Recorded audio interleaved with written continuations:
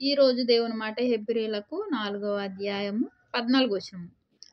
ఆకాశ మండలం గుండా వెళ్ళిన దేవుని కుమారుడైన యేసు అను గొప్ప ప్రధాన యాజకుడు మనకున్నాడు గనుక మనం ఒప్పుకొనిన దాన్ని గట్టిగా చేపట్టుదాము. మన ప్రధాన యాజకుడు మన బలహీనతల యందు మనతో సహానుభావం లేనివాడు కాడు గాని సమస్త విషయములలోనూ మన వలనే శోధింపబడినను ఆయన పాపం లేనివాడిగా ఉండెను. గనుక మనము కనికరింపబడి సమయోచితమైన సహాయం కొరకు కృప పొందినట్లు ధైర్యంతో కృపాసనం వద్దకు చేరుదము. ప్రియమైన వారలారా, దేవుని మాట వింటున్న మీ అందరికీ నా హృదయపూర్వక కృతజ్ఞతలు తెలియజేస్తున్నాను. వాక్యం మొదటి నుంచి చివరి వరకు వినండి, ఇతరులకు వినిపింపజేయండి, లైక్ కొట్టి సబ్స్క్రైబ్ చేయండి. ఇతరులకు దాని ద్వారా మీరు వేరొకరికి వాక్యాన్ని వినిపింపజేసేవారుగా ఉంటారు. దానివలన మీ జీవితంలో గొప్ప ఆశీర్వాదాలు పొందుకుంటారు. ఎందుకంటే మీరు వాక్యాన్ని వినిపింపజేస్తున్న కారణాన్ని బట్టి. మనం ఈరోజు హెబ్రీలకు 4వ అధ్యాయం 14వ వచనంలోకి ఒక్కసారి గమనించినట్లయితే 14వ వచనంలో ఆకాశ మండలం గుండా వెళ్ళిన దేవుని కుమారుడైన యేసు అను గొప్ప ప్రధాన యాజకుడు మనకున్నాడు. మనకెవరున్నారు ఈ లోకంలో? అయ్యో నాకెవరూ లేరు, నా కుటుంబానికి నేను ఒంటరిగా ఉన్నాను, నా సమస్యలు ఏంటి, నా బంధకాలు ఏంటి, నా పరిస్థితి ఇంతేనా, ఇక లేచే పరిస్థితి లేదా, ఇంకా దిగజారిపోవడమేనా, ఇంకా క్రిందకి వెళ్ళిపోవడమేనా అని మన సమస్యల వలన, మన బాధల వలన మన హృదయం అలాగా వ్యాకులత అంటే అలాగా భ్రమపడుతూ ఉంటుంది.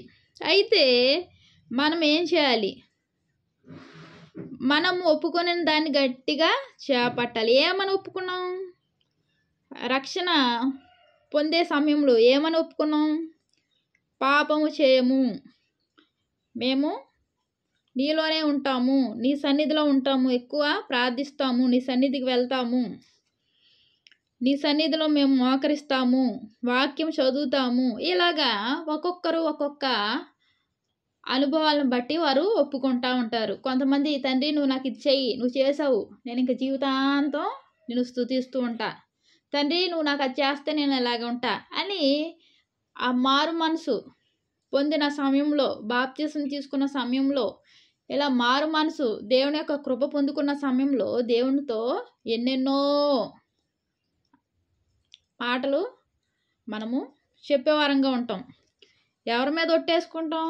మనమే ఒట్టేసుకుంటాం, తండ్రి ఇది ఖచ్చితంగా చేస్తాను అని. అయితే బైబిల్లో చూసినట్లయితే ఒట్టు వేయకూడదు, ఎవరి మీద వేయకూడదు, ఆకాశం తోడని ఒట్టేయకూడదు, దేవుడి మీద ఒట్టని వేయకూడదు. కాకపోతే మనమే సరైన నిర్ణయం, గట్టి నిర్ణయం తీసుకుంటాం, ఈ రోజు నుంచి ఇచ్చేస్తాము అని. ఎప్పుడు మన యొక్క పాపాలన్నీ కడుగబడి దేవుని యొక్క రక్తంలో శుభ్రపరుచుకున్న తర్వాత మనం ఒక నిర్ణయం తీసుకొని సంతోషంతో బాప్తిస్మం కూడా పొందుతాము. ప్రియమైన దేవుని మాట వింటున్న వాళ్ళారా, మరి ఇక్కడ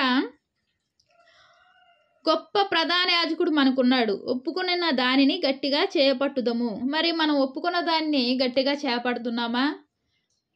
మంచం మీద కూర్చొని ప్రార్థన చేస్తున్నామా, లేకపోతే మోకరించి ప్రార్థన చేస్తున్నామా? ఒకసారి ఆలోచించుకోవాలి. కాలు నొప్పులా, కాలు బలహీనంగా ఉన్నాయా? అయినా సరే ఓపిక తెచ్చుకొని మోకరించే ప్రార్థన చేయాలి. మరి నడుస్తున్నాంగా, మోకాలు నొప్పులని నడవకుండా ఉంటున్నామా? నడుస్తున్నాంగా, నడిచేటప్పుడు మోకరించి ప్రార్థన చేయడానికి ఏమైంది? ప్రార్థన చేసే సమయానికే మోకాలు నొప్పులు, ప్రార్థన చేసే సమయానికే చేతుల నొప్పులు, ప్రార్థన చేసే సమయానికే తలనొప్పి, ప్రార్థన చేసే సమయానికే నిద్రమొత్తు. ఈ యొక్క బలహీనతలను మనం అలవాటు చేసుకొని ఆ బలహీనతలను పెంపొందించుకొని మనం అలాగ బద్ధకంగా ఉండే వారంగా ఉన్నాం. ఏది ఒప్పుకున్న దాన్ని మనం చేపడుతున్నామా? ఇక్కడ ఏమనుంది? ఒప్పుకున్న దాన్ని గట్టిగా చేపట్టుదాము. మరి గట్టిగా చేపట్టుదామా? చేపట్టే స్థితిలో ఉంటున్నాం మనము. గట్టిగా చేపట్టుదాము అంటే ఏంటి? గట్టిగా చేపట్టాలి. మనం ఏదైతే అనుకున్నామో దాన్ని చేయాలి.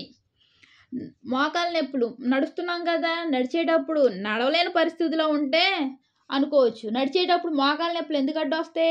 మోకరించాలి, మోకరించి చేతులు రెండు పైకెత్తి ప్రార్థన చేస్తే దేవుడు గొప్ప విజయాన్ని ఇస్తాడు. అదే రీతిగా నాకెవరూ లేరు, నేను ఇంకా నా స్థితి అయిపోయింది, నాకు ఈ ఆరోగ్యం రాదు, ఈ అనారోగ్యం జీవితాంతం ఉంటుంది, ఈ అప్పు బాధలు జీవితాంతం ఉంటాయి, ఈ ఆర్థిక ఇబ్బందులు దూషించేవారు జీవితాంతం ఉంటారు. ఇది ఒక భ్రమ. మనల్ని బాధ పెట్టేది ఏది నిలవదు. అది అప్పు సమస్య, లేకపోతే ఆర్థిక సమస్యల, అనారోగ్యం, ఏదైనా సరే అది నిలవడానికి వీల్లేదు. యేసు నామంలో అది ఏమవుతుంది? తొలగిపోతుంది. ఎప్పుడు? గట్టిగా చేపట్టుకుంటే, ప్రార్థనలో గట్టిగా ఉంటే, అలాగే వాక్యం చదువుతూ ఉంటే, ఆయన స్తుతిస్తూ ఉంటే. ఇలాగా ఉదయం నుంచి సాయంత్రం వరకు మన నోటి వెంబడి పిచ్చి పిచ్చి మాటలు వస్తూ ఉంటాయి. నేనేం మాట్లాడాను, నేను మంచిగా మాట్లాడుతున్నాను అనుకుంటాం. నేనైనా నువ్వైనా మన నోటి వెంబడి ఏమొస్తాయి? అసహ్యమైన మాటలు వస్తూ ఉంటాయి. దేవుడు శుభాన్నే పలకమన్నాడు కానీ అశుభాన్ని పలకొద్దు అన్నాడు. మరి అశుభం అంటే ఏంటి? మాట్లాడకూడని మాటలు మన నోటి వెంబడి వస్తే అవి ఎవరికి వర్తిస్తాయి? నీకే వర్తిస్తాయి. నేను మాట్లాడితే నాకే, నీకు మాట్లాడితే నీకే. దీని మూలంగా ఆయన ప్రయోజనం ఉంటుందా? ప్రయోజనం ఉండదు కదా. తెలిసి తెలియని పాపము పరిపక్వం ఏమవుతుంది? అపజయాల బాట, అనారోగ్యాల బాట, ఈ యొక్క బాటలో నడిచే వారంగా ఉంటాం మనకు తెలియకుండానే. ప్రియమైన వాళ్ళారా, వాక్యం వింటున్న మీ అందరూ దేవుని కృప వలన ఆ స్థితిలో లేరు. మీరు ఒప్పుకున్న దాన్ని గట్టిగా చేపట్టాలి. మనం చేపడితే ఏమవుతుంది? మనకు ప్రధాన యాజకుడు ఉన్నాడు. ఎవరైనా? మన యేసయ్య. అద్భుతాలు చేసే దేవుడు. ఏమీ లేని సమయంలో ఏం చేశాడు దేవుడు? భూమిని ఆకాశాన్ని సృష్టించాడు. ఏమీ లేని సమయంలో ఈ సృష్టంను సృష్టించిన దేవుడు మరి నీ కార్యాలు నెరవేర్చడా? నువ్వు అడిగేవి ఇవ్వడా? మరి ఎందుకు కృంగుదల?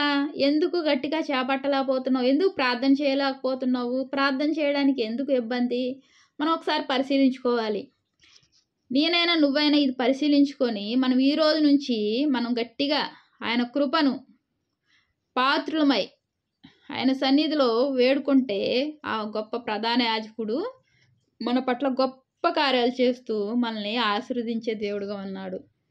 దేవునికి వందనాలు. ప్రార్థన చేసుకుందాం. మహాప్రేమ గల తండ్రి, కృపగల నాయన, దయామేడ, సర్వశక్తిమంతుడా, నీకెన్నో వందనాలు, స్తోత్రాలయ్యా. తండ్రి, మాకు ప్రధాన యాజకుడుగా తండ్రి నాయన మాకున్నందుకు వందనాలు చెల్లించుకుంటున్నానయ్యా. తండ్రి, ఏ స్థితిలో అయినా సరే ప్రభా, మా గొప్ప దేవుడు మాకున్నావయ్యా. ప్రతి పరిస్థితిని ప్రభా నాయన బాగా చేసే దేవుడు అయ్యా. ప్రతి సమస్యను తొలగించి ప్రభా నాయన నీ బిడ్డలైన వారిని హెచ్చించే దేవుడు అయ్యా. అన్ని సమయాల్లో, అన్ని కాలాల్లో ప్రభా మారని, మాట తప్పని గొప్ప దేవుడివి, విజయుడివి యేసయ్యా నువ్వు ఉన్నావు తండ్రి. నీకు వందనాలు ప్రభా. తండ్రి, మేము చేయవలసిందల్లా ఒకటే ప్రభా తండ్రి, నీలో ఉండడమే. ఎప్పుడైతే ఈ రీతిగా ఒప్పుకున్న దాన్ని గట్టిగా చేపట్టుతామో మేమందరం ప్రభు మమ్మల్ని ఆశీర్వదించే దేవుడుగా ఉన్నావు తండ్రి. నీకు వందనాలయ్యా. తండ్రి, నీ ప్రేమను బట్టి వందనాలు ప్రభా. మా పట్ల నువ్వు చేస్తున్న కార్యాలను బట్టి వందనాలు చెల్లించుకుంటున్నావు ప్రభుని ప్రియరక్షకుడు యేసుక్రీస్తు వారి నామంలో అతి వినయంగా బ్రతిమలాడి వేడుకుంటున్నాను తండ్రి. ఆమేన్.